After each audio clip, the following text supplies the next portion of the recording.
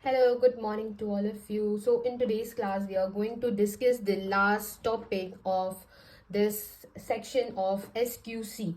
So, the first topic is your sampling inspection plan. So, I'm writing here in short form sampling inspection plans. This is for attributes. So in last classes, we have studied about the acceptance sampling plan, right? We have seen that theoretically, and here it is your sampling inspection plan. So here we will discuss one by one about your single sampling plan, double sampling plan, right? So basically, sampling inspection plans are of three types and they are used for attributes. First one is your single sampling plan, the second one is your double sampling plan, right? And the last one is your sequential sampling plan. So basically from the name you can guess that it is single sampling plan. That means in this one you have to take only one sample and based on that you have to make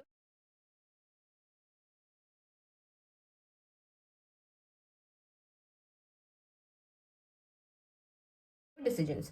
It is your double sampling plan. So that means you have to take two samples and based on that you have to make your decisions. The sequential sampling plan. Sequential means you have to take multiple samples in a sequence and based on that you have to give your result, that what you have to do with that lot.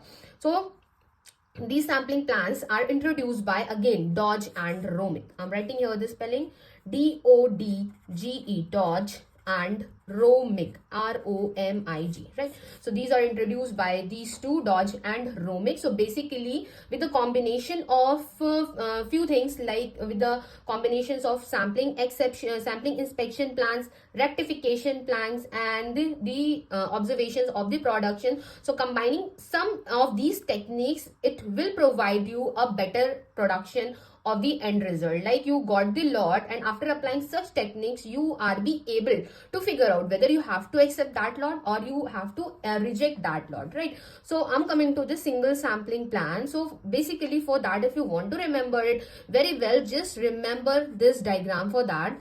So this first of all I'm going to draw this diagram. After that I will explain you the steps. Okay, so you have to draw this diagram like that. The second one. Okay, so here you have to take a random sample of size n, right? In that sample we have to determine d, which is your number of defectives in sample, right? Because you have taken a sample of size n and among that sample you have to see that how many numbers of defectives are there. Okay, after finding the number of d, you have to compare this d with c, right? And now what is c here? C is the acceptance number, right? That means the maximum allowable number of defectives in the sample. Suppose this is a sample of size n and we fix the value of c up to 5 only, right? So 5 is the maximum number of defectives that a lot of size 100 can have, right? If it is having more than c, more than 5, that means we have to reject the lot. So basically it is also a basic problem in administering a single sampling plan, right? Because we don't have any idea about the choice of n and the c. So you can see, because we have to fix the number of n and the number c by our own. So it is the most basic problem for your single sampling plan and double sampling plan, right? So it is clear that first of all we have to determine the number n, that means the size that we have to take from the lot, and again we have to fix the size c. Size c is your acceptance number, right? Okay, and d is the number of defectives in the sample. So suppose in d, if the number of defectives is coming 6, right? So that means here d is greater than c. So what we will do? So if d is greater than the c, so we have to reject the lot. Okay, so here it is showing, this arrow is showing that we have to reject the lot and we send that lot to the 100% inspection, right? And after 100% inspection, the defective items were replaced, will be replaced by the non-defectives item, right? But on the other hand side, if this d is less than this c, right, that means d is less than the acceptance number,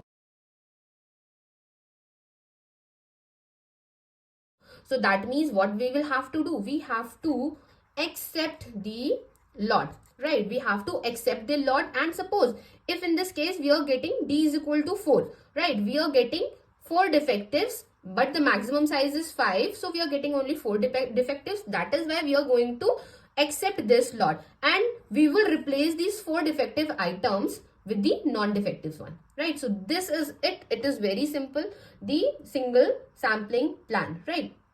So for that, basically you will see in my notes that you have to mention some of the points also, that you have to choose capital N, small n and C, where capital N will be your lot size, small n will be the sample size, C is your acceptance number, that means maximum allowable number of defects, right? Again, you have to mention the step by step that what you are going to do. Like that, we have taken a sample of size small n from the lot of size capital N. Then we will inspect the items that is available in the lot. We have to figure out that what is the value of this D, that means the number of defective items available in that sample size, right? And after that, we have to compare this D with the C. Again, you have to write down the next step, that if the value of D is greater than C, we have to reject the lot. If D is less than C, then we have to accept the lot, and we will replace the defective item with the non-defective ones, right? If you're going to write all these steps in a theory form, also you are going to draw this diagram, it will be better for you, right? So similarly, we can also specify the double sampling plan. So these two plans are very important.